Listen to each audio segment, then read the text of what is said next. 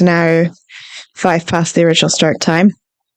But yeah, today this past paper is going to go through a couple of different things. This past paper looks at root cells, hair root cells from plants, and it looks at the eyeball and diabetes.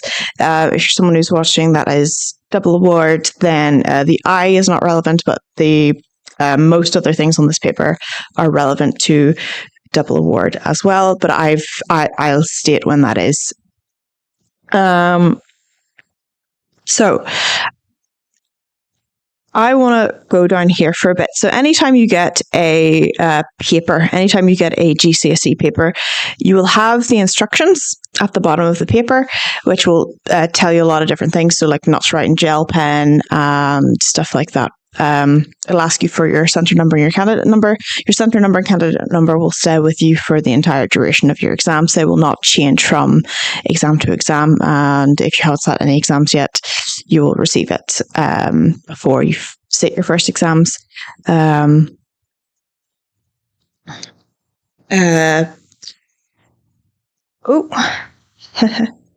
hello. What's this? Oh, okay. Yeah. That's okay. Grand. So, this will be, we're looking at this paper here. This is the Unit 1 paper, which has a total of 75, marks available for it. That is not going to be necessary to get highest marks. So the way that GCSE papers work is that they have options, not options, that's the wrong way to phrase it. The GCSE papers have, they're graded on a curve. This basically means that on a harder paper, marks are easier to gain, and on an easier paper, marks are harder to gain. And basically the reason for that is to allow marks to be comparable across years. So, there are 9 questions in this paper. The vast majority of them are applicable to both double award and GCSE Biology, but there's basically 1.5 questions that are only applicable to the GCSE Biology students. The other thing that's important to note about this paper and the information for candidates is that it also talks about a written quality of written communication, which will be assessed in question 7. So that basically means that that's referring to the essay question. Now, you get the odd time where an essay question is also where those longer marked questions are not listed, but the vast majority of time they'll be listed there at the front of the paper. One time that I saw it not being listed at the front of the paper was actually one where it was broken down. It was still 6 marks as a whole, but it was like 2 for this bit, 2 for this bit, and 2 for this bit. That's not on this paper. It might be on one of the other papers that I'm doing next weekend, but it's not on this paper. So, moving on then. So we're going to get into the first question here. So this first question is about root hair cells and about plants being able to uptake, to uptake the things they need in order to grow. So this is not related to photosynthesis, which is an important thing to remember. This is not photosynthesis or respiration. This is to do more with the soil and the roots and how that all works. So we'll start with start of this question. Farmers apply fertilizer to soil used to grow crops. Fertilizer adds minerals to show which fertilizer adds minerals to soil which increase crop yield. So later on in this question will be shown a table about how adding fertilizer affects the yield of a crop, but this first bit is more knowledge. So these first two questions here, 1AI and 1II, both start with name. So our first word in most questions is what we call a command word. Command words are the words that indicate what the question is looking for us. And name and give, which is part 3 here, have very similar meanings. Essentially, the meanings of these are from, recall, state, this thing. So there shouldn't be a lot of critical thinking or too much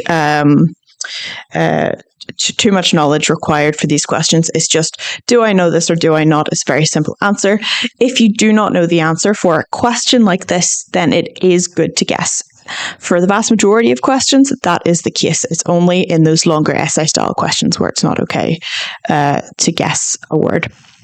And so for our first question here, does anybody have any idea what the answer to question part 1 of the question is? So name the part of the cell, name the cells in a plant which take up minerals from soil. Anybody know? Okay. So answer is it's a root hair cell. The root hair cell is the first answer in the question. According to the examiner's report, so the examiner's report is the document that's released after every exam period saying where people found it most difficult and where people needed to improve. According to the examiner's report, this question was answered well. This was a question that most people who sat the paper got right. And it was similar for part 2. Part 3 as well was also well answered. However, the slight difference with part 1 and part 2 versus part 3 is we'll notice that the give in part 3 is in bold. So it's a little bit darker, a little bit thicker than the part. It's trying to draw our attention to this one word. And the reason for that is that this question had multiple potential answers. So if we go down here and we look at the potential answers, we have either the extension or the large surface area. So this question here, question 1A3, says, give one way these cells are adapted to take up minerals from soil. And if you know what your root hair cell looks like, you'll know that it looks like, essentially it's mostly a square, similar to most plant cells where it's that square shape, but it has a little extension coming out of it. And the point of that extension is that it increases the overall surface area of the plant. Or not of the plant, of the cell, allowing it to have better uptake. Okay, so give one way these cells are adapted. Okay, so as I mentioned earlier, we've got a scientist carried out an investigation to find the best mass of fertilizer to apply in a crop.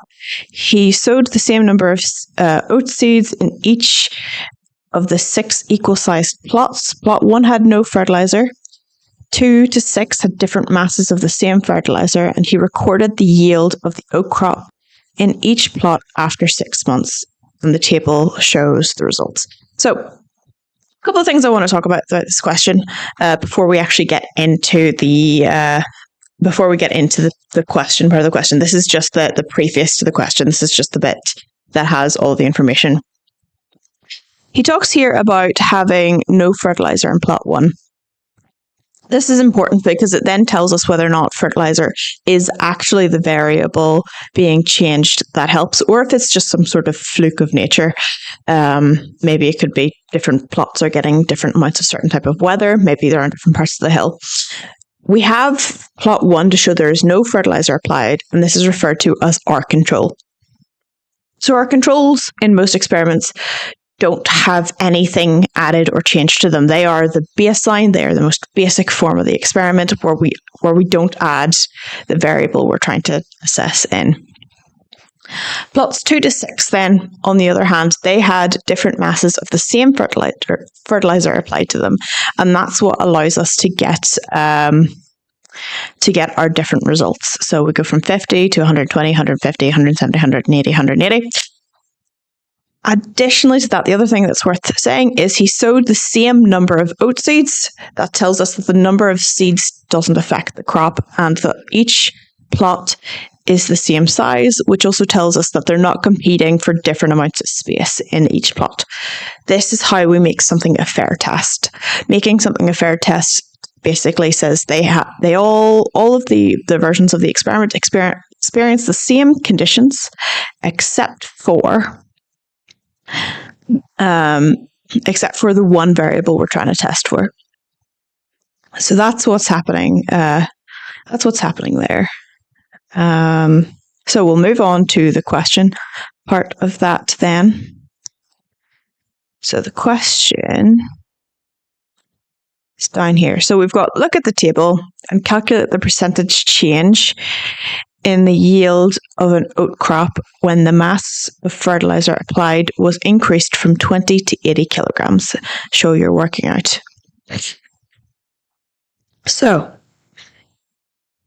whenever we're trying to show our working out for something, is this the browser where I can actually use my pencil? I think it is. Right. So when we're trying to calculate the percentage change in a yield of oat crop, we need to see what it's like in the. We want to see the difference between our 20 and our 80 kilograms. So if we look up here, at 20 we produced 120 kilograms, and at 80 we produced 180. So we're looking to calculate the percentage change. So we have our baseline at the bottom. So I apologize for how squiggly this is going to be. So our baseline that we started with is 120. Okay, I want to calculate the change. So for that, we need our difference. So our difference is 180.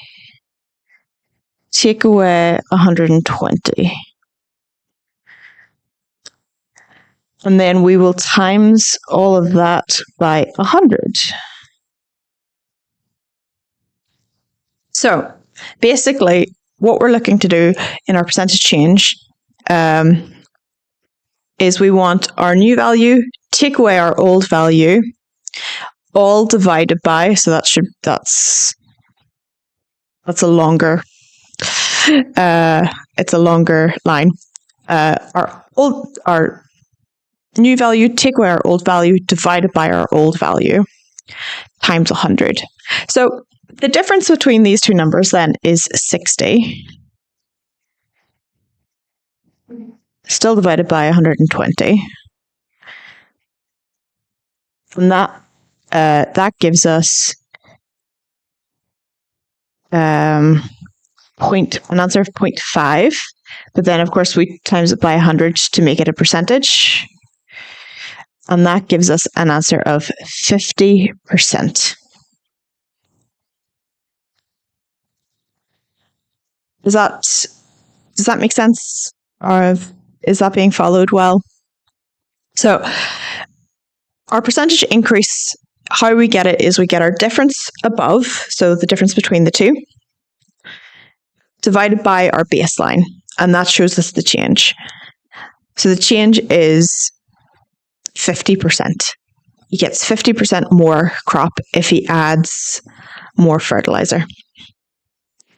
So that's all well and good. And I'm just double checking our numbers here.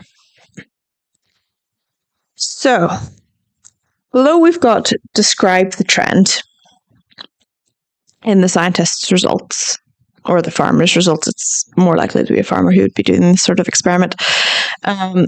And one of the notes that came from the examiner's report for this particular question was that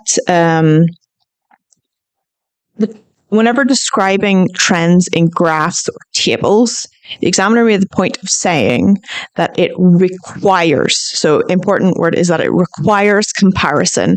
So you can't just say it increased. You have to say what exactly increased. So you have to say, as the mass of fertilizer increased, so did the yield of oat crop.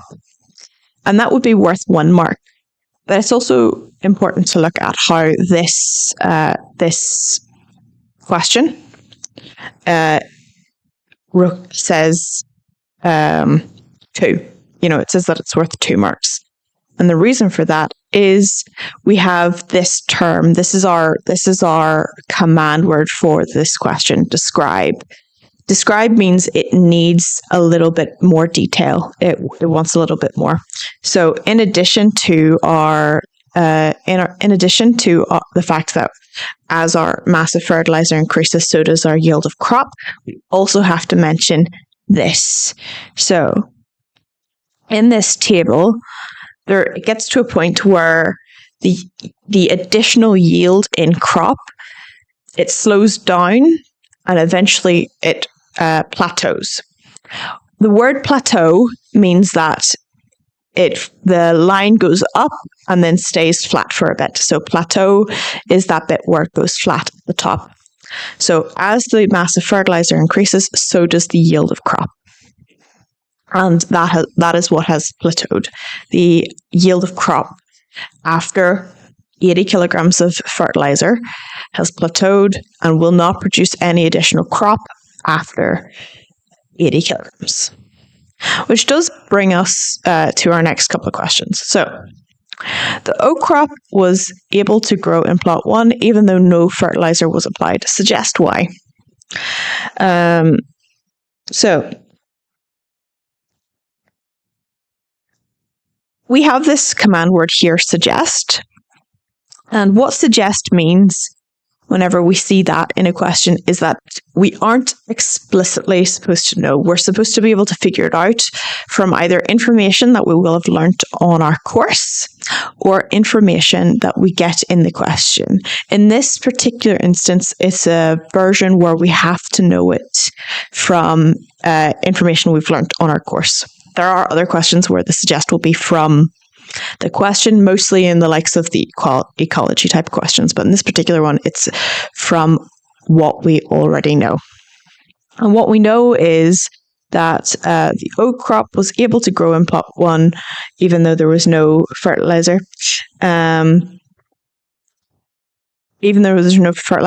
Because there's some amount of nutrients and minerals that already exist in the soil. The point of fertilizer is that it makes the point of the fertilizer is that it makes those that yield even bigger because we have an increased number of those nutrients in the soil. But plants grow all the time in the wild, even when we don't add fertilizer to them, and that is because there are some amount of naturally occurring nutrients in that fertilizer, or not in the fertilizer, in the soil. My bad. So that naturally occurring amount allows some amount to grow. In addition to that, it's because there's some amount of naturally occurring nitrogen-fixing bacteria. So nitrogen-fixing bacteria will be related to our nitrogen cycle, which is the process of how we get nitrogen from the air into the soil, into plants, into animals, back into the soil again. So nitrogen-fixing bacteria.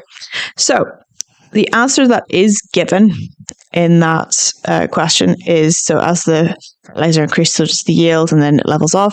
So we have some minerals already in the soil, potentially a named mineral such as a nitrate is the answer given for that question. So yeah, it's when things already exist in the soil is why. And the suggest says it's not something we've been explicitly told, but something we have to be able to figure out from information we've either learned in the course or is in the question. So underneath then, we've got the fact that fertilizers are very expensive. The farmer shouldn't apply 100 kilograms of fertilizer to his oat crop. And we've been asked to explain why.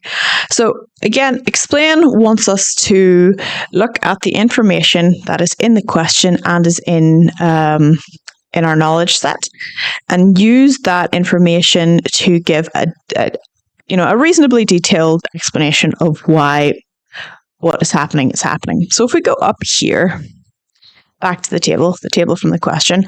This is what it looks like if we apply 180 kilograms of, not 180 kilograms, if we apply 100 kilograms of fertilizer, we get 180 kilograms of oat. But we also get 180 kilograms of oat produced if we only add 20 kilograms of fertilizer. So essentially, the reason why it would be uneconomical for the farmer to add 100 kilograms of the fertilizer is it doesn't serve any benefit over only adding 80 kilograms. If he only adds 80 kilograms of the fertilizer to the oat crop, then it would produce the same amount. That additional 20 kilograms is just an additional cost with no benefit. This is one of the sorts of questions where it kind of is more about the real world impacts of what we're learning in biology rather than anything that's purely theoretical. So this is just to do with money and expenses. You'll find these sorts of questions come up a lot in chemistry in terms of yield, and sort of the expense of adding reactants in excess. But in this particular case, it's a biology question, but it serves the same function. Okay, so the main topic for question 2 winds up being decomposers. So on the GCSE Biology and the double award science courses, the decomposers we're asked to learn about are fungi and bacteria. I was going to say microorganisms, but that's not quite right. It's fungi and bacteria. So the fungi are the main focus of this particular question. So we've been asked to what term is used to describe decomposers such as fungi, and it's actually just looking for a one-word answer here. And this is a recall question, and the answer is saprophytic. So sapro is Greek, and it means decomposed, which is appropriate because, as we're aware, our fungi and our bacteria are decomposers. So sapro, Greek for decomposed. And then phytic is plant-like. So, and if you see phytic on the end of anything, it's to do with plant. So saprophytic means, saprophytic is basically a thing that grows on a decomposing thing, specifically plants from the name. But our fungi then feed on dead leaves, and we're then asked in part 2 to describe that. So there actually isn't a lot required. We've been given quite a lot of space, and it's worth 3 marks. So you would think that you would need to fill up that space, but in this particular instance, you don't. You don't need to fill the entire space here. We're given a couple of points in the mark scheme about how this question should be answered, but the main things that we need to know are how fungi feed on dead leaves, and it actually comes straight from the specification how that process works. So the first thing is that our decomposer, which again in this case is fungi, so our fungi excrete enzymes. So those enzymes then will are able to break down cell walls of dead leaves. So as the dead leaves fall in the autumn, the enzymes from the decomposers are then able to break down the cell wall or the cell membrane, allowing for the fungi to digest its contents. And that's where the 3 marks are. The 3 marks are in where is it? Secreting enzymes, or the release of enzymes. The digestion is described. So what they mean by that is the fact that the fungi will break down the cell walls. and then the products are then absorbed by the fungi so that it's eaten.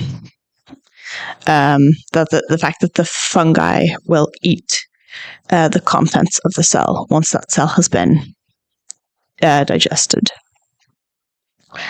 And then this question continues, and we're given an additional table. So this table here is a student investigated 2 conditions needed for the decomposition of dead leaves. She weighed the leaves and left them in different conditions for 28 days. She reweighed the leaves and calculated the percentage mass remaining, and the table shows the results. So this question has made a point of saying, remaining. It's put it remaining in bold, and it's because it wants us to think about that. That's the amount that is left after decomposition has happened. So the bit that is decomposed is missing. So the table shows us different temperatures, so 10 degrees, 30 degrees, 60 degrees, and whether or not there was a lot or a little amount of water available. So we've got 2 variables here. Those are our temperature and our amount of water available. The percentage mass remaining for each of those is 82, 62, 76, 38, 86, and 86. Use the evidence from the table to give the best conditions for the decomposition of dead leaves and explain your choice. So that's why this question wanted to point out remaining in bold. So when we see use as a command word, it means like from the table or from something we've just been given. Unless it says use your knowledge, in which case it's another recall question, but in this particular instance, it's not. It's use the evidence from the table. So when we see use, we look at the thing after it to tell us whether or not, whenever we see use, we look at the thing after it to tell us what we're supposed to be using. To give is then state, essentially, just as is, the best conditions. So our best conditions are going to be 38%. So the best conditions are 30 degrees and high. So 30 degrees and a high amount of water available. If anyone has any idea why that is, they're welcome to put that in the chat. If not, I'm happy to explain.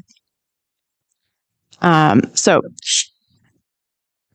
the reason that it's 38 instead of the reason that the answer is 38 instead of the highest one, which would then be the 60 low or the 60 high, which are both 86, is because we're talking about our percentage mass remaining. And the percentage mass remaining then works out as being the opposite. So the lowest amount remaining is the highest amount decomposed. So if we have 82% of the mass remaining, we've decomposed 18%. If we have 62 remaining, we have decomposed 38%. So therefore, when we look at this question and we look at the best conditions, we want the lowest number, which is the opposite of what we're normally looking for. So this is one of the sorts of questions where it's important to read everything in it. So the 38% tells us that 62% was decomposed, meaning that the best conditions for decomposition is where the most decomposition happens, which is 30 degrees at a high temperature. And that's how we're explaining our choice. 30 degrees at a high moisture level. And that's how we're explaining it. So stating the conditions gives 1 mark. And then being able to explain why, which is that the highest rate of decomposition happened, is how we get those 2 marks. So,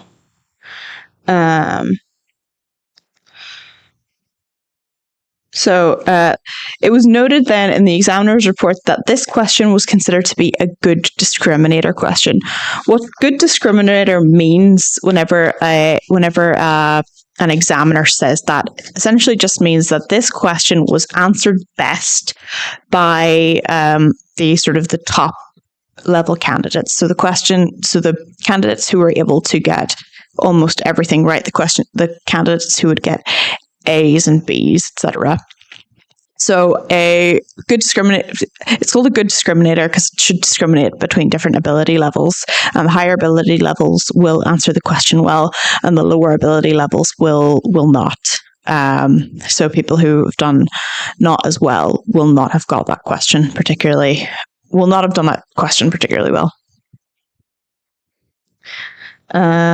So the next bit of that paper then is suggest an explanation for the results at 60 degrees. And if we look up here, the amount of decomposition that happened at 60 degrees was 14%. So 100 minus 86, 14%, which is lower than anything, say, at the 10 degrees or 30 degrees level. So it wants us to suggest an explanation. So again, suggest means that we don't explicitly know the answer from recall, but we should be able to guess based on our understanding. And we know that decomposers use enzymes. So therefore, if we understand our enzymes topic well enough as well, we should be able to understand that at 60 degrees, the enzymes might have denatured. It's very common for enzymes to denature in and around the 40 degree mark, the 40 degrees Celsius mark, because our bodies run at 37 degrees. Most animals' bodies will run at similar temperatures. It's all biological molecules here, so we expect them to work at those sort of temperature ranges the best. There are some exceptions, but for the most part, we expect enzymes to work best in and around the 30 to 40 degree mark. So 60 indicates that it's probably too high a temperature and that the enzyme denatured. So denaturing is one of our key words in enzymes that we have to know. And essentially, if an enzyme is denatured, it's very similar to just imagining the enzyme has been melted because it's no longer that shape. And it's also, I sometimes use the analogy of an ice sculpture. So when an ice sculpture is first made and it's freezing cold, it'll be really defined, really detailed, have all of the details still available in it. However, if it gets brought up to a warmer temperature, it'll slowly begin to melt, and at a slightly higher temperature, it'll melt even quicker. So it will still have some of its definition a little bit above zero, but it will be completely water at, say, 20 degrees. And that's why it's a curve and not just as soon as it hits the denaturing point, it doesn't just drop to zero. It slowly goes down. It's because it kind of has some functionality still, but not the full amount. But yes, to answer that question of suggest an explanation for the results at 60 degrees, the enzymes will have denatured. The enzymes excreted by the decomposing fungi have denatured. Okay, so let's see, where are we? Okay. The diagram shows some parts of an animal cell. So we've got the cytoplasm, the mitochondria, the nucleus, and the cell membrane. And these all have different points and different uses. So the mitochondria then performs respiration to provide energy. The cytoplasm allows for reactions to take place and fills the volume of the cell. So essentially, inside the cell, all the processes for life have to happen. So the cytoplasm acts as a space for that. According to the examiner's report, cytoplasm, the point and the uses function of the cytoplasm was not well known at all. The others could all be answered or guessed, but just in general, the cytoplasm was not well known. So it's important to understand that cytoplasm is the liquid inside of a cell where it's liquid inside of a cell where the chemical reactions for life happen. The nucleus then is the control center for the cell. It also houses the DNA for the cell, and the cell membrane then controls what can enter and leave the cell. So those are pretty simple. Cytoplasm is just not well known. However, it was worth noting. So in the examiner's report, the examiner complained about how there were a lot of times where people were using language that was not appropriate for GCSE level. Basically, that the language being used was quite immature. And the examples that he gave, or they gave, I don't know if it's man or a woman, I don't actually know who the chief examiner is, that mitochondria was referred to as the powerhouse of the cell quite often. Now, this is a very well-known term, and in the American school system is actually used the whole way up through AP level. However, at home, we don't use this term particularly often. We will use it when first explaining what mitochondria is, and maybe at Key Stage 3 level if your school covered that sort of thing at Key Stage 3. But mitochondria, we want to refer to as the area where respiration takes place, allowing for energy. We don't want to call it the powerhouse of the cell. It's not considered to be appropriate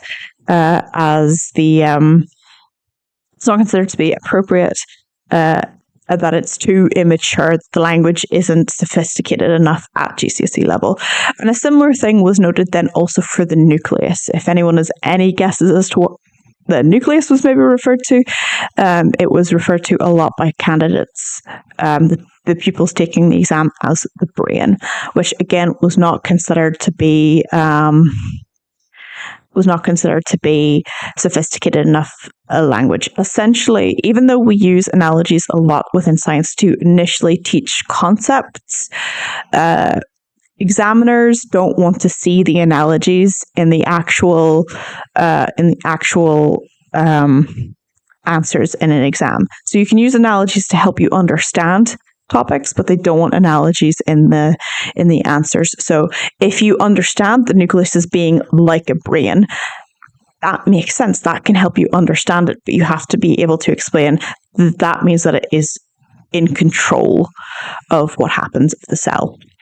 You can't use saying it's like a brain in the actual answer. But other than that, cells are the first topic on the GCSE specification paper, and therefore should be easy enough to answer. This is just a particularly difficult question where it wanted a lot of specific detail about what's happening inside a cell. Our more commonly asked questions tend to be things like differences between different types of cells, so between an animal cell and plant cell or a bacteria. We don't get asked quite as often about stuff within a certain type of cell. So we also have then this question, which is question B, where it has asked us to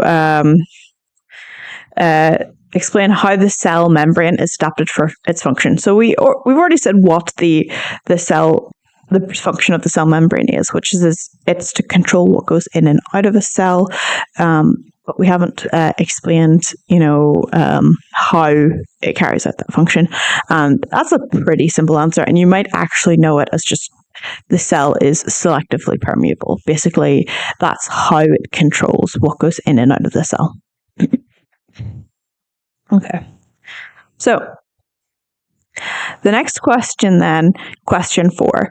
This question is only applicable to people studying GCSE biology. The eye is not a topic that is covered on the double award science spec. It's only covered on the GCSE biology spec. And that GCSE, in the GCSE biology spec, it's a fairly big subtopic. The I is part of the coordination and control topic. It's an example of an involuntary response. So there are people here who are maybe doing double award science who are watching who would maybe benefit from listening to the explanation and how we answer the questions, but the actual content of this question is only applicable to GCSE biology. So if someone's doing double award and they're watching, they can leave for 10 minutes and come back if they so wish. So our first part here is name. The first question we're asked is name parts A, B, and C. So if we look at this diagram, we take a look here. So here, part A, you've got this like what looks a lot like a curly bracket to be asked what this is. So that curly bracket is showing us the top and bottom of this bit here, and it's trying to specifically point to essentially the hole in, well, this would be the iris. So it's pointing to that hole, and that hole is known as the pupil. So part A is the pupil. Then part B is specifically looking at this layer on top of the lens, and that then is the cornea. So the cornea is the outermost part of the front lens of the eye. And then at the back here, it points to this bit, and this bit is the retina. So the retina is the bit at the back of the eye that detects light and is able to then send it to the optic nerve. So that's a simple enough question. So it's just name those parts, and once we've named those parts, just we can then move on. Name is very simple. It's just one word answers, and we've 3 of them. So then we've got name part D and give its function, which is a little bit harder. And I will say that this was not well, that this question was not well answered in accordance with the examiner's report. So part D is called the vitreous humor. Vitreous is Latin for glass. So a lot of terms in science are either Greek or Latin. So vitreous is the Latin for glass, and humor means moisture. So it's liquid glass, or glass moisture is essentially what vitreous humor means.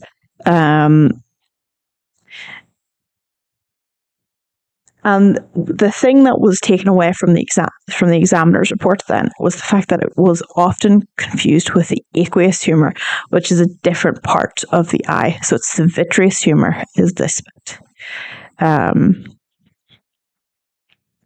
So the aqueous humor is more about giving volume, whereas the vitreous humor is where the light is coming through.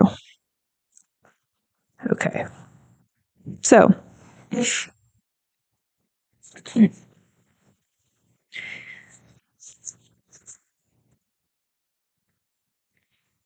BI then is just a one-word question.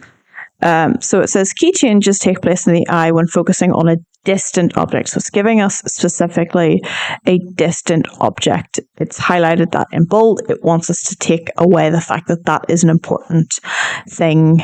That's an important thing about this question. And the reason for that is, if it was asking us about a nearby object, the answer we would give would be essentially the opposite.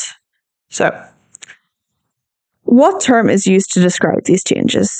So the term is accommodation. It's just one word. It's as simple as that. It's just accommodation. The ability for our eyes to accommodate for an object in the distance versus an object that's nearby. It is a key term, and according to the examiner's report, it was not well known. So I think I've said to a couple of people that I tutor, who I specifically do tutor biology, I think I've told them that I think a similar question like that might come up this year. I don't know if it will come up on the double award or the triple award, but I think it will come up, and it's the term saprophytic, or no, not saprophytic, sorry, phototropism. I think just knowing the word phototropism will be beneficial.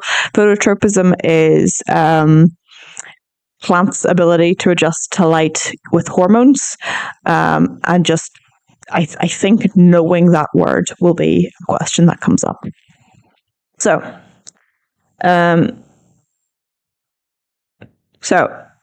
describe the changes that take place in the eye when focusing on a distant object. And the answer was essentially that the lens gets thinner, the ciliary muscles relax, which allows the pupil to constrict. Finally, the suspensory ligaments are stretched. So, a very, very common mistake for this question was that people answered it for a nearby object. Most standard answers for a question like this were given for a nearby object, but this particular question asked about distant objects. And once again, this was a question that was remarked in the examiner's report as being a good discriminatory question, meaning that it was a question that was not well answered by most candidates, and the candidates who did answer it well answered it well because they were high-performing candidates who had studied quite hard and had put, who knew the material essentially as well as they possibly could. So on to question 5. Question 5 is, we're now most of the way through the paper. People, you'll be glad to hear. Question 5 is also considered to be a good. Question 5 is another question that applies to both GCSE Biology and double award science. So we're back to GCSE Biology and double award science content. So this first question is, what is a hormone? And this is actually quite a nice question because there are 4 points that you could possibly give, and you only need 2 of them to get the full marks in the question. So the main things about hormones is that they are chemical. So we often compare hormones to the central nervous system, even though they're very different systems. But it is a chemical messenger, which is produced in glands. So our first potential point is that it's a chemical messenger. The second is that it is produced in glands, and a third point is that it is for it to act on a target organ. So the key terms there are chemical messenger, glands, and target organ. There is a fourth option, which is that it gets to its target organ via the bloodstream. So any 2 of those 4 would get you the 2 marks that would be needed. So it's actually quite a nice question because you've lots of potential options, and all of those apply to both GCSE Biology and to double award science. Glucose is a glucose concentration controlled by a hormone. What is a hormone? Sorry, I'm just reorienting myself. Okay. So in the examiner's report, a few of the things that were pointed out is that they didn't really like people using the term transmitter, so they didn't want a chemical transmitter because they associated the word transmitter, with the central nervous system and the central nervous system type questions. But this wasn't about the central nervous system. This was about hormones. And then they also didn't like people using the word proteins, which I would take a personal gripe with because proteins are used to make most hormones. However, they associate the word protein as being associated with enzymes, and therefore neither the word transmitter or protein were accepted in the answers.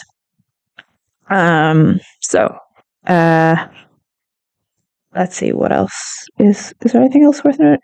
No. Okay. So, I think what is a hormone is a nice question. So we've also been asked to name the hormone, which controls blood glucose concentration. And that is, again, it's just a 1-word answer. And this one was very well known, and it's insulin. Insulin is the hormone that controls blood glucose concentration. So the rest of this question is essentially about diabetes, which is a big part of the hormones specification for both it's actually on the single award, double award, and GCSE biology specs. So it's a very important topic to know and understand. So we're going to take a look at this graph here. So person A does not have diabetes and person B has untreated diabetes. So if we look at this graph, this is a significantly different line on the graph than our baseline. So our baseline graph will be very similar to what most people watching might have. And if you have untreated diabetes, you might have a hormone level that looks a bit like this. And this is how it changes throughout the day. People tend to wear a type of medical device called a continuous glucose monitor to get information like this. I'm going to take a break for 10 seconds just to get a cup of water, because I've been talking so long that I need just a quick glass, but I will be back in 20 seconds.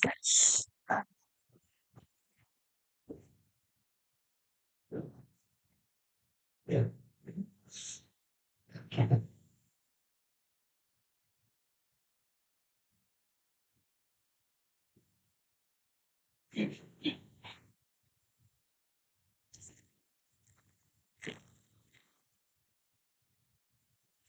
Okay, I am back with my water this time. I didn't think I'd ever say this is not nice water. Okay, so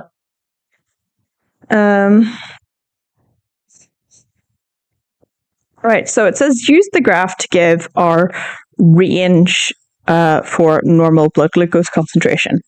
And the key things to look at here are use the graph. So as usual, use means from the thing that it tells us, and it tells us the graph. So from the graph, give the range. So it's highlighted range for normal blood glucose concentration.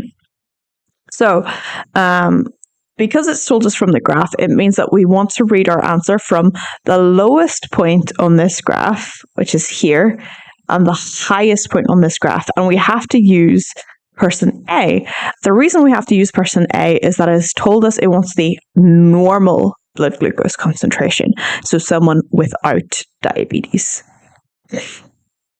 And the answer for that then is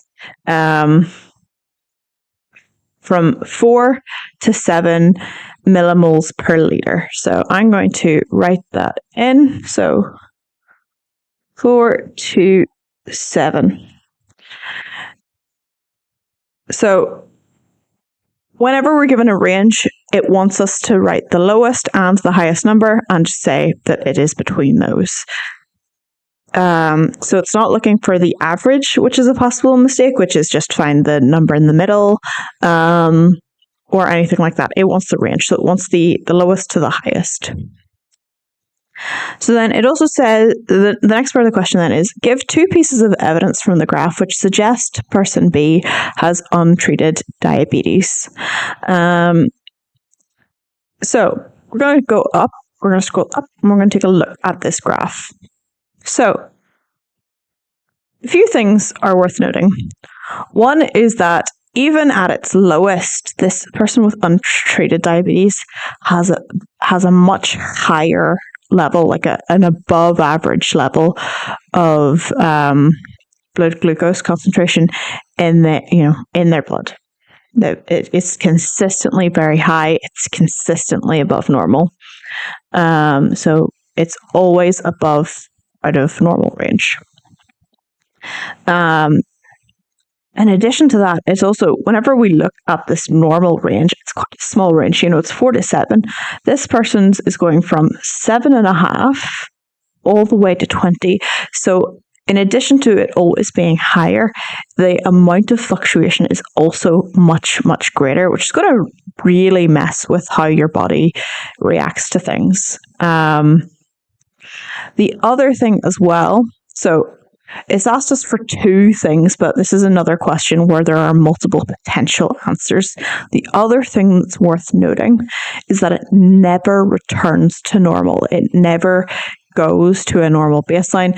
It is always above, it fluctuates a lot more, and it is never within normal range. And those are the 3 things that indicates those are the 3 things that indicate that this person has untreated diabetes. If someone had treated diabetes, then they might actually have a graph that looks very similar they might have a graph that looks similar, but it will be a smaller range, so it won't fluctuate as much, and it will be slightly lower down. So sometimes they will be within normal range, and sometimes they'll be above it. So they'll still have an above average reading, but treating the diabetes will make it look more normal. So it's also asked us for a one long-term effect of diabetes, and that is basically you've got loads of potential answers. You've kidney failure, liver failure, stroke, or eye damage. Those are all the ones that tend to be most commonly cited on the specification. But you would only ever have to list one of them on a question like this. I never really see questions asking for more than 2 or 3. One is actually quite generous. The fact that I've normally in questions like this, you'll see it ask for 2 or 3. Another thing worth pointing out as well, so this is talking about long-term effects or long-term consequences of diabetes, particularly untreated diabetes. But there have been questions in the past where the examiner's report has pointed out people not knowing the difference between symptoms and long-term effects.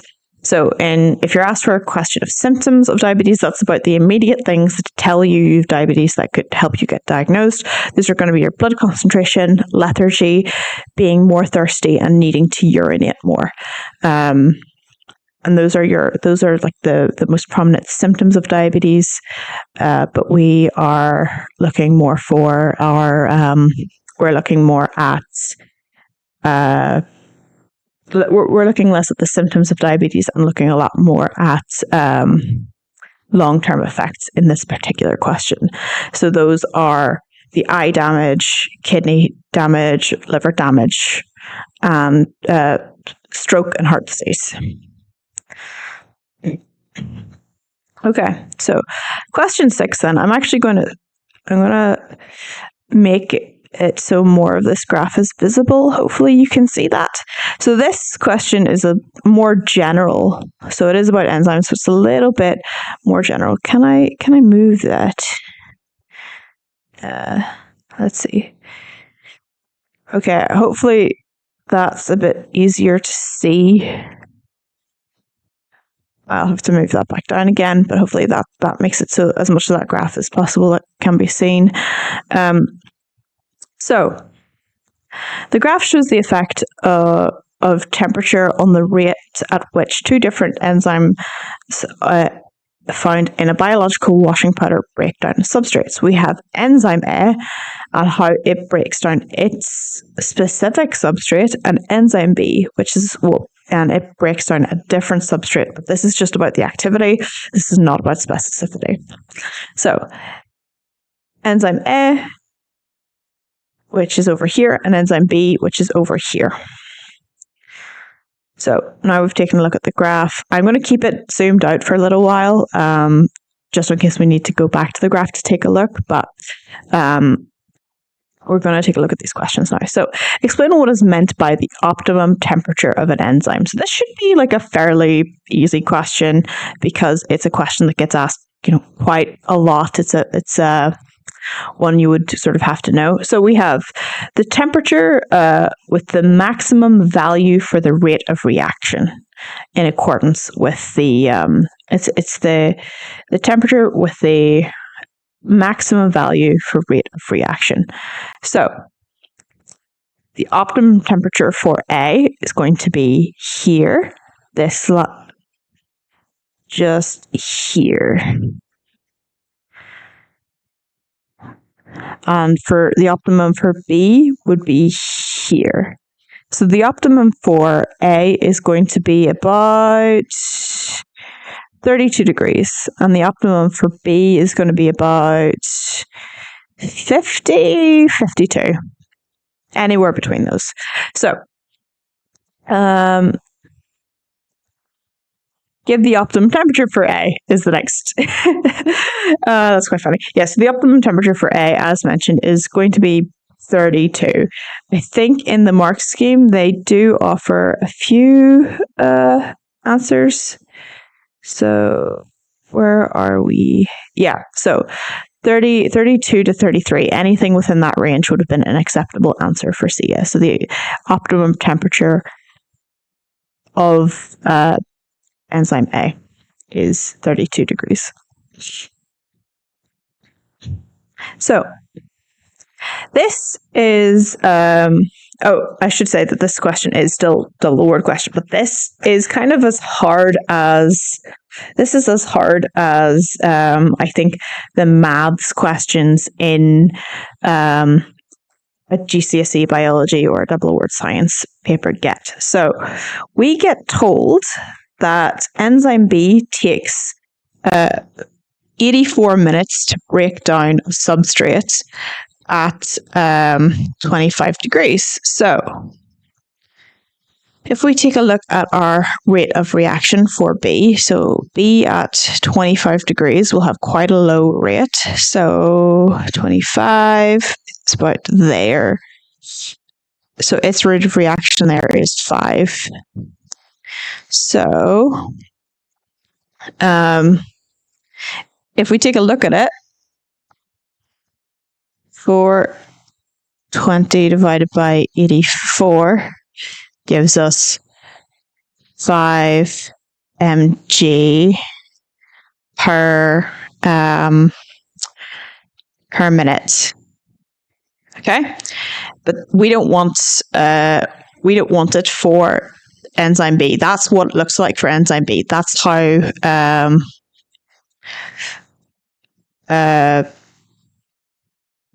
that's how we know, essentially. So if we actually, I did that the wrong way around. I apologize. I'm going to rub all that out. We're looking for time. So the rate is 5. So 420 divided by 5 gives us 84 minutes. Okay. So now we want to repeat that, but for enzyme A. So if we scroll up, enzyme A at 25 degrees is, it's hard to do this on a graph. I think that's not 25. That's 25. So it's about here. So it's about 25. We've got a rate of about 25. So if we look at 420 then, so we've been given 420 milligrams of the substance, and this time our rate is 25. Then if we do that maths, we would get 16.8 minutes. And looking at the mark scheme then, we get an answer of 16.8 minutes. So our maths here is correct. So this is a difficult question. The reason it's a difficult question is because you don't really know how to calculate the time from the rate, but the way that you can work it out is by taking a look at the units. So we've got milligrams. Our rate is the milligrams per minute, which basically means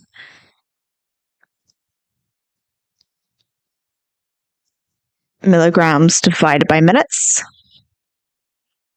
I'm going to make that look clearer, I think. So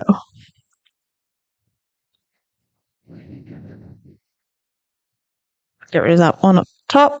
So our milligrams divided by minutes gives us the rate. So if we have a value for, I'm going to change color on this. If we have a value for milligrams and we have a value for rate, we can rearrange that equation to get rate divided by milligrams equals time, so the minutes. So that's quite a hard question, in all honesty, and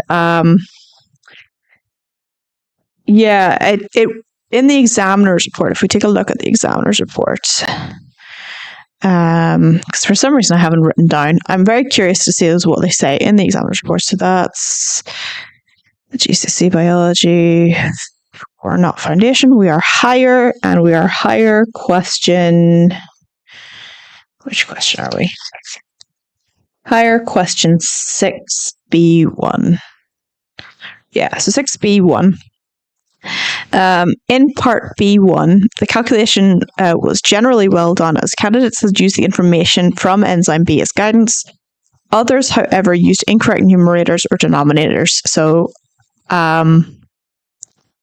I'm surprised there's not more information. I'm surprised it was answered as well as it was. I think that this is as difficult as a maths question in GCSE Biology gets.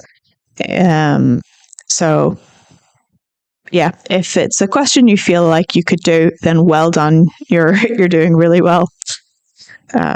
So going back to my default color, I'm going to scroll on. So describe 2 other ways the activity of enzyme B differs from the activity of enzyme A. So at 25 degrees, the activity of enzyme A is higher. That's fair enough. That is just one. That's just one part of the question. So, describe 2 other ways. So the optimum temperature for B is higher, according to the graph. That's fairly obvious. And then, in addition to that, the highest possible rate for A is higher than the possible rate for B. And one of the things that is mentioned in the examiner's report in relation to that is the fact that candidates failed to compare the rates of A and the rates of B. That was considered that was considered to be very difficult, and people just failed to be able to compare between the two. Enzyme A then, sorry, I failed to scroll down. So I'm going to go back from this point. Yeah, so I'm going to move. Okay, yeah, so this question here then is about the products of digestion. And although it is in an enzyme question, it relates more to our early topic of food and digestion than it does to enzymes. So essentially what it wants us to know is whether or not what it wants us to know is what is the result of breaking something like this down. So for our fat, then, if we give fat some lipase, lipase is how do I describe it? Lipase comes from the word lipid, so anything ending in ase is one of our enzymes, and lipase comes from lipid. Lipid is the science word for fat. So when we break down fat, we get the products of glycerol and fatty acids. And the examiner's report noted that a very common confusion for glycerol was glycogen. So often people accidentally said glycogen when they meant to say glycerol. Glycogen comes from a different part of the specification. It is something that we have to know about, but glycogen is what is stored in the liver after insulin has acted in the liver during high glucose levels. So the way insulin works is it tells the liver to make glycogen out of the sugar and store it so that it's not in the blood. So that's where glycogen comes from. But we don't want glycogen in fat. We want glycerol. So very similar sounding word. Glyce, I believe, comes from either the Latin or the Greek for sweet. So glucose is I think it's the Greek for sugar. I'm not 100% sure. It's either Greek or Latin, but anything that's sweet is glue, glyce. They're all anything that is sweet. But glycerol is a very reactive molecule, and we get glycerol from breaking down fat, from breaking down our lipids. And then protease, then we only get one product whenever we break down proteins using protease, and that is amino acids. And then we can, chain amino acids together then to make a different protein, which is why we break we break proteins down. So we break proteins, fats, and carbohydrates down so that we can, for two reasons. One is that whenever we first ingest these molecules, they're usually too big for us to easily digest them. And the other thing is we need them to be soluble in order for them to be useful for us. So if they're not soluble, we need to break them down into their little components so that they are soluble. So this allows us to absorb and digest them, because otherwise they're too big and they just don't digest particularly well. Okay, so using this washing powder is what it. There we go. Using this washing powder is what is the best temperature to remove stains containing both fat and protein. So if we look back at our graph here, scroll out for that again.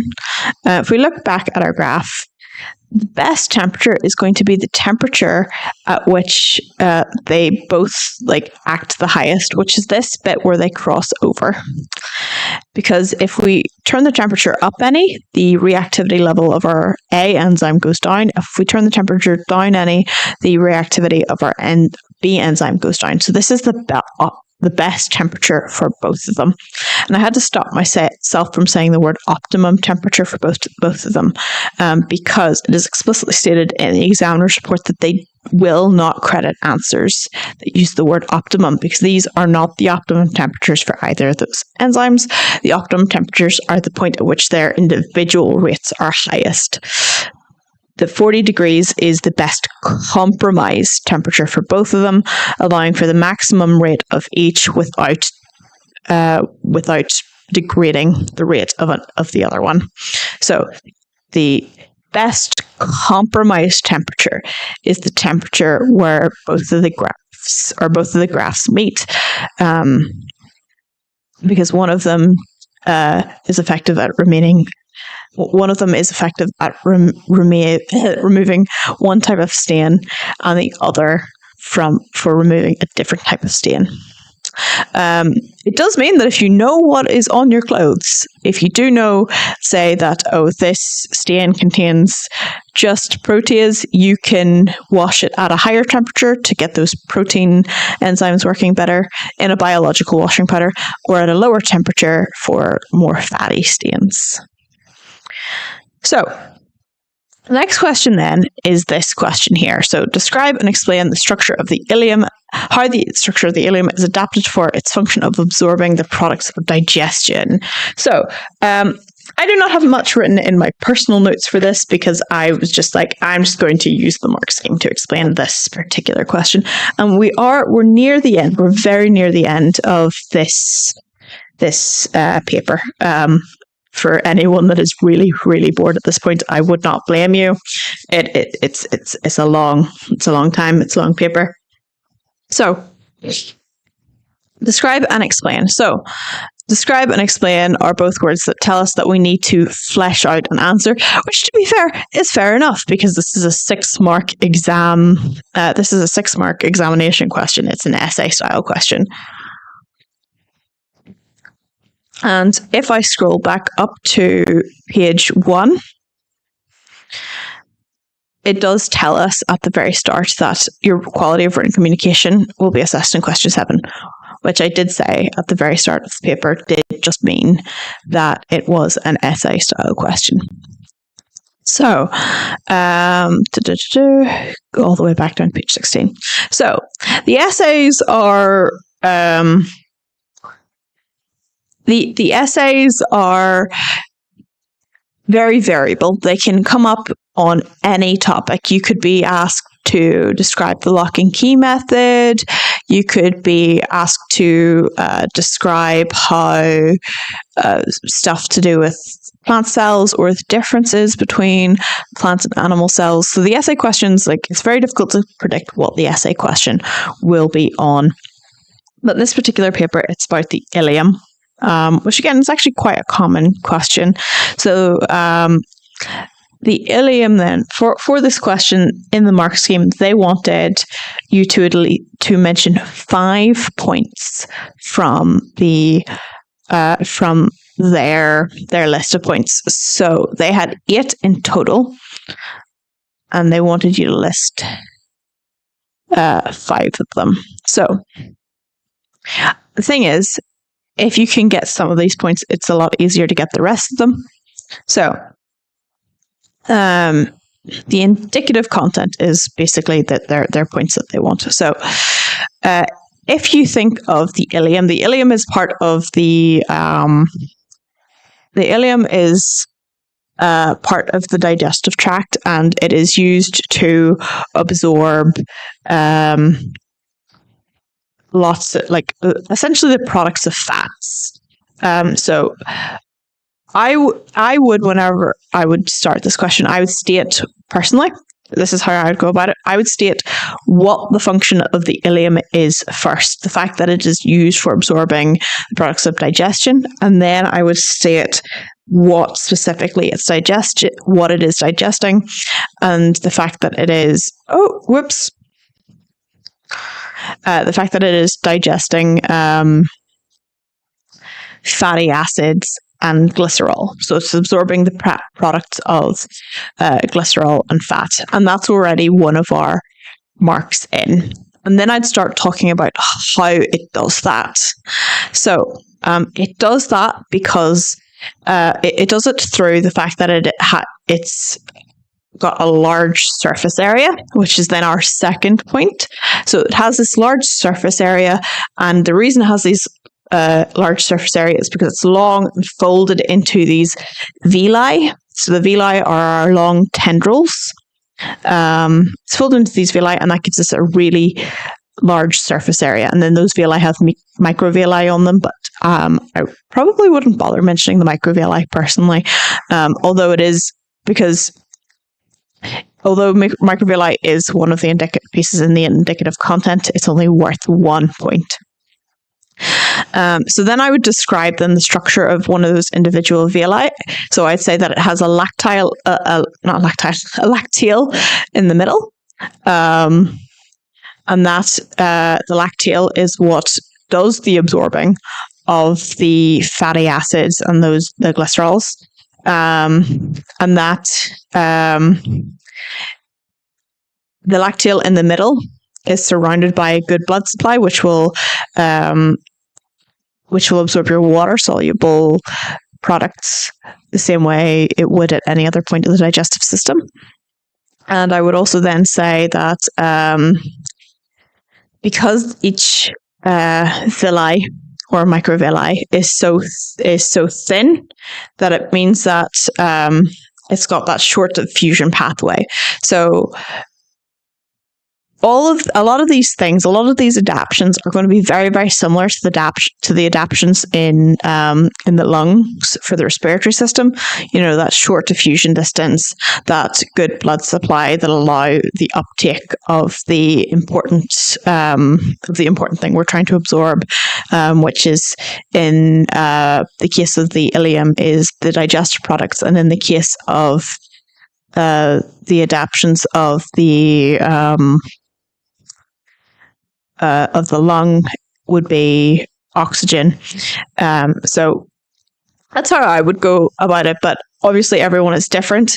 The main thing that you want to be able to do is, if you have a spare bit of paper or anything in the exam, or maybe you just want to write it on one of the blank pages in the exam, do out bullet points of what the main points are, or what you think the main points for the topic are. Just do them in bullet points, and then think, how can you get the best order for it to sound structured? Because the important thing with an essay question is that, they, aside from the fact that they want good spelling, punctuation, and grammar, is that they want they want an answer that's well constructed. And there isn't a template for the best way to construct an answer for an essay question like this. But yeah, the way that I would go about it would be state what the ilium, like what the ilium does, what it's absorbing, the structure of the ilium, and then how that structure allows it to absorb the thing, like the products. And it would be very similar for like I said, if I got a lung or a cell or anything like that. I think the worst possible thing you could potentially get an essay question on could be saprophytic digestion, which is how decomposers do their digestion. But yeah, I'm not 100% sure, because obviously the essay question is so different from year to year. But yeah, the main takeaway you want from any of those essay style questions is going to be how you want to answer it. So I would start by, on a blank page, just writing bullet points of key terms, figuring out what order you want to write those key terms in so that they're in a structured order, and then just put those key terms into sentences. So figure out what your key terms are, the things that you want to mention, figure out the best order to put those key terms in, and then put them into full sentences. Whenever you're doing the rough bit on a spare page, you do not have to have full sentences. You can just be the key term. The other thing I will mention as well, it's worth saying, is sometimes you get questions where it's like, describe and explain like how it's adapted, its function. So if you get a question like that where it's a lot of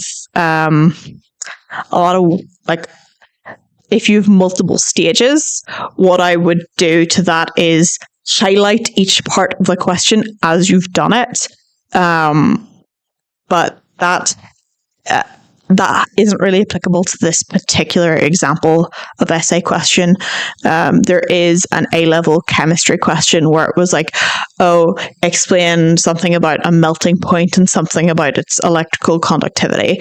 And there was one person who I was tutoring who they did the first bit, but because the question was so long and had so many parts, they forgot the last bit. So I would highlight, if it's a longer question, I would highlight each part after you've done it so that you know you've done the whole question if it's a longer one, but this is actually quite a simple structure of question.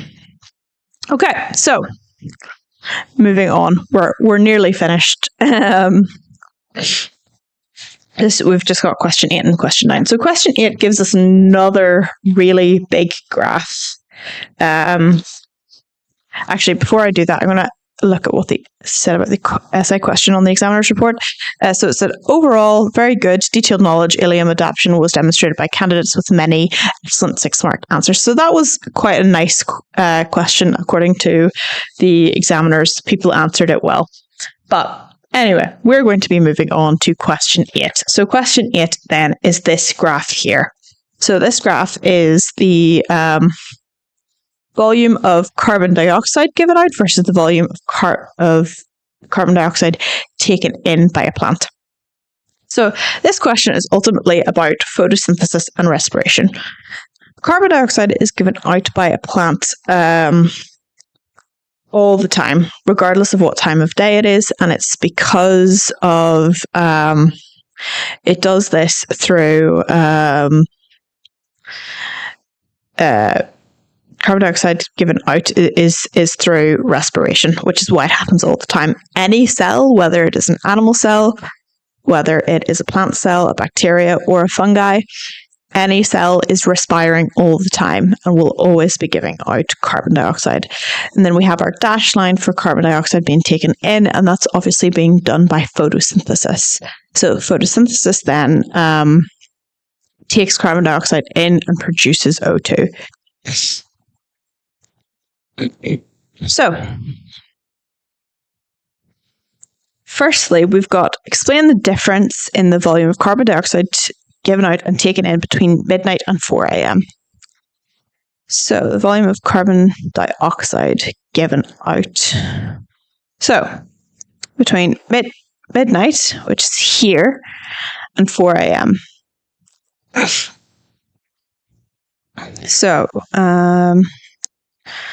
explain the difference in the volume of carbon dioxide given out and taken in during 4 a.m. So, this question here is actually a little bit tricky because we're being asked about the volume of carbon dioxide being given out, i.e. why there would be a change in respiration, or why there would be a change in respiration between midnight and 4 a.m.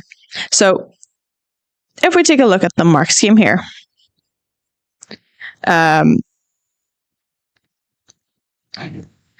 we're being told that there's more O2 given out between 4 a.m. and sorry, I was looking for the graph again. Ah!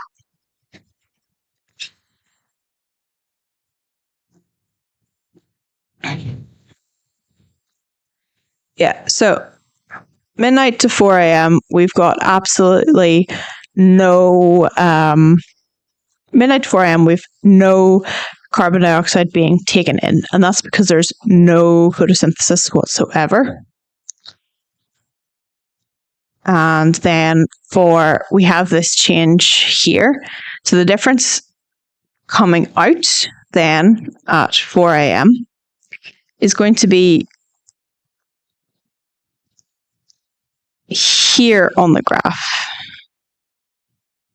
So we've got a difference of about 8 units. So it's slightly above 7.5. So it's 8 units. So we have a difference of 8 units. And there is no light happening. There's only respiration happening. So it wants us to explain that difference. The fact that there's more being given out is because respiration occurs constantly throughout the day, and photosynthesis only occurs whenever there's light happening. So their sunrise on this day apparently happened around about 5 a.m. and sunset then around about 7 p.m., which meant that we only got light. We didn't have any light for photosynthesis to be able to occur, and that's why there was that huge difference between the volume of carbon dioxide being given out versus the amount being taken in. Okay, so then we've also been asked to suggest what time of day the growth rate of the plant would be at its highest. And the answer for that is going to be midday. The reason that the answer is going to be midday is that the volume of carbon dioxide being taken in is its highest, which indicates that that is the point when the most amount of photosynthesis is happening. We know that photosynthesis is the process of taking carbon dioxide and water and turning it into glucose and energy. So, carbon dioxide, water, and we turn that into glucose. And then that's what the plant uses to build. So, plants are made from starch and cellulose and those sorts of things. And those are long, complex chains of glucose. So, it makes glucose so that it can make more of those things so that it can grow. So yeah, the time of day where it is at its highest is midday, and the growth will be at its highest rate because at midday the sun will be at its highest point in the sky, meaning it allows for the most sunlight, allowing for the most amount of photosynthesis, which is how the plant grows. So yeah, midday, the biggest difference between the volume taken in and the volume given out as photosynthesis, and appropriate data to include would be 30.5 volume taken in versus 11 given out, and therefore the point of the day where it is at its highest. Part C of this question then is suggest an explanation for the volumes of carbon dioxide given out and taken out at 6 a.m. and 6 p.m. So they've highlighted "and" here because they want they want you to remember both of these things. And it said use data from the table to support your answer, or not from the table, from the graph. So they specifically will want us to read units off this graph and tell us what they are. So use data from the graph to support your answer. So suggest an explanation for the volumes of carbon dioxide given out and taken in at 6 a.m. 6 p.m. So at 6 a.m. and 6 p.m., the overall volume given in and the overall volume given out, or taken in and given out, is the same. So both times it's 9, it'll be 9 units. So if I take my pen, I'm going to mark that on there, and I'm going to mark that on there. So both of those times, the amount of respiration and the amount of photosynthesis happening means that there's the same amount of carbon dioxide being given in, taken in and given out. This means overall there is a difference of 0. So there's no overall carbon dioxide being given in or taken in or given out. I keep saying given in, being given out or taken in. Overall, the difference is 0. And that is referred to as the compensation point. So the compensation point is the point where they're both, the compensation is the point where they are both the same. So, and according to the Marx scheme, then it's the rate of photosynthesis equals the rate of respiration. There's no overall carbon dioxide taken in or given out. They are equal. This is known as the compensation point. And then it says appropriate data to include is the volumes of either 9 or 9.5. And that's how you'd get the 4 marks for those. I don't think data is that necessary for part B of this question, but it does specifically say include data for part C. So yeah, this question is a lot about reading off graphs and reading off the graph correctly. Okay, so let's take a look at what the examiner's report says for this. So part A was generally well answered, but some candidates did not obtain full marks in B because they did not include the required data in their answers.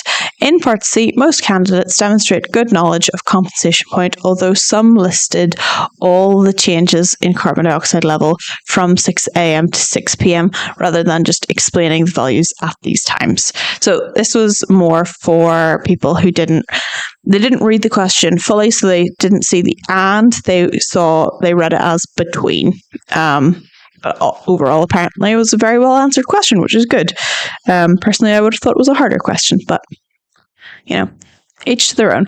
The other thing I will mention as well, because I actually haven't said this so far today, and I will say it pretty much every time, is the way that GCSE paper questions are structured is that the easiest questions should be at the start and the hardest question at the end. So that means that the question we are moving to now, question 9, which I just want to double check is the last question on this paper. Yeah, question 9 is the last question on this paper, is in theory the most difficult question on the paper. Okay, so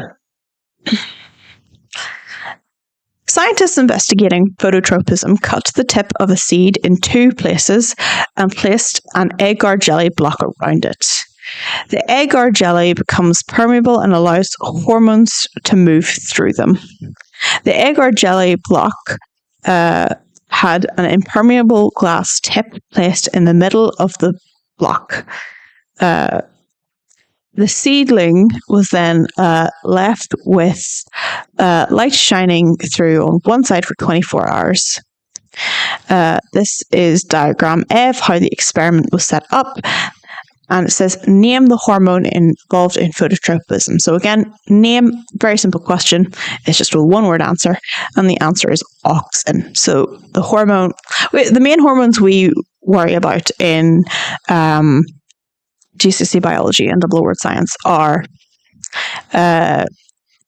insulin for diabetes, antidiuretic hormone in our excretory system, and auxin, which is in our phototropism, which is to do with the direction that plants grow in response to light.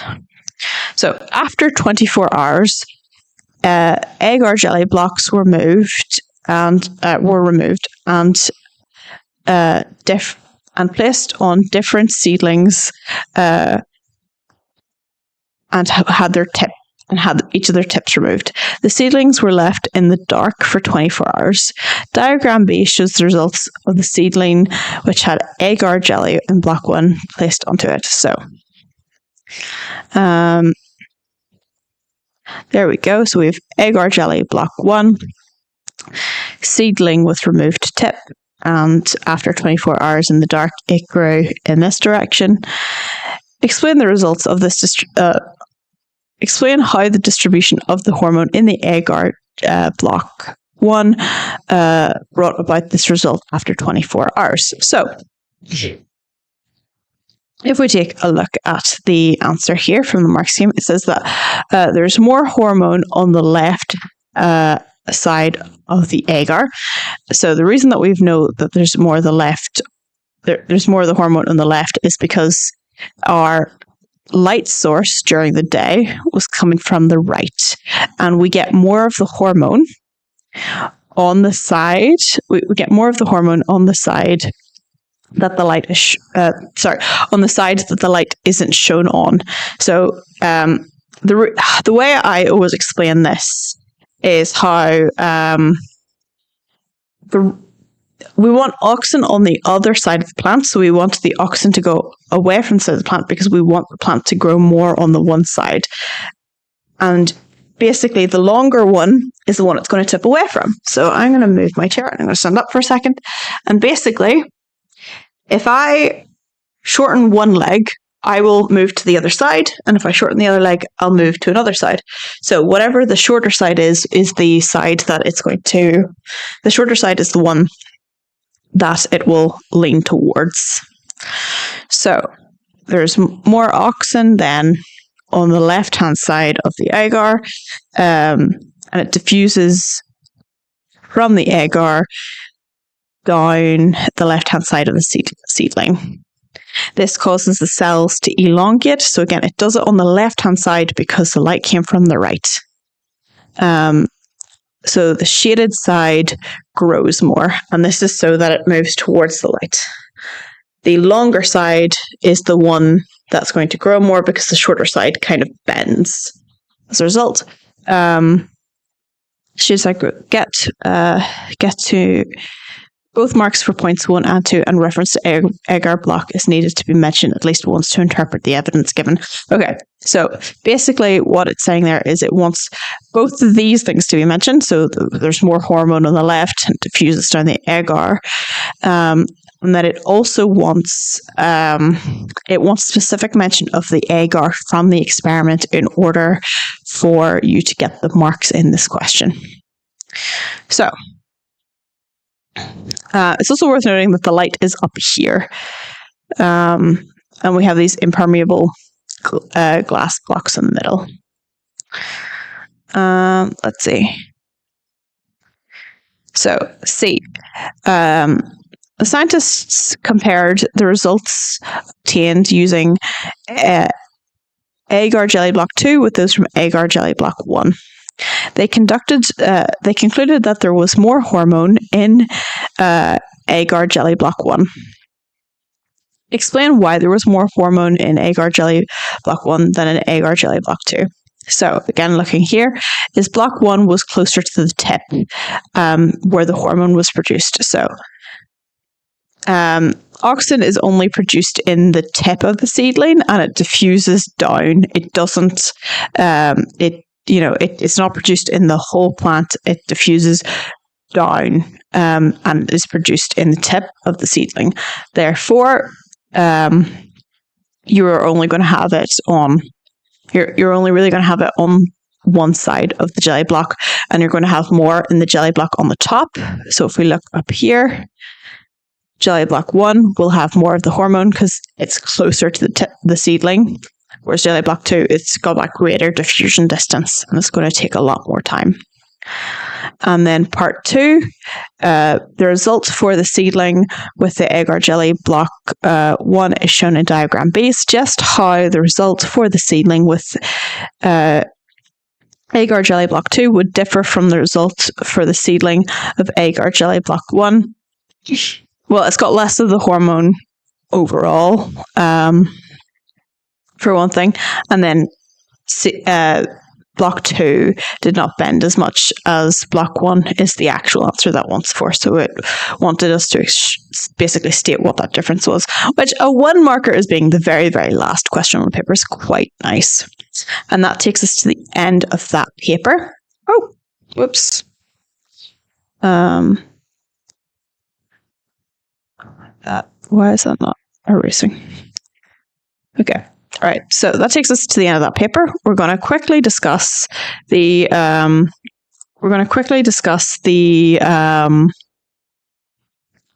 answers here. So this question proved to be an excellent discriminator at the end of the paper. So again, a good discriminator is a question that is believed to only be answered well by top level candidates, so the kids who get everything right. And again, even the best candidates don't get everything right. That's why the grading curve exists. The question required candidates to apply their knowledge in an unfamiliar context. In part A, the hormone auxin was correctly identified by most candidates. Part B, candidates simply described the process of phototropism without reference to the particular experiment. Only more capable candidates were able to describe the diffusion of the auxin in the agar block in diagram B. So it's that lack of explanation of what diffusion is was one of the reasons why it was considered a good discrimination question and why people in general wouldn't have done well in this question. And then common mistake in part C was describing block 1 as being closer to the light rather than closer to the tip where the auxin is made. Which is a thing I did try to explain in my explanation of it. Many appreciated that the seedling with block 2 would bend less, although a significant number did not gain credit for suggesting that the seedling would not grow at all or would grow straight up. Okay, so that is us for today. I hope that was helpful for anyone watching. If anyone is still watching and they have any questions, feel free to get your mum or your dad or whoever it is to send me a text with any questions and even just feedback for if that was helpful or not, because obviously I'm still going to be doing my chemistry and physics broadcasts on next Saturday and Sunday. So any and all feedback is appreciated. But that's where I'm going to end today, and I hope that was useful for anyone watching. Bye.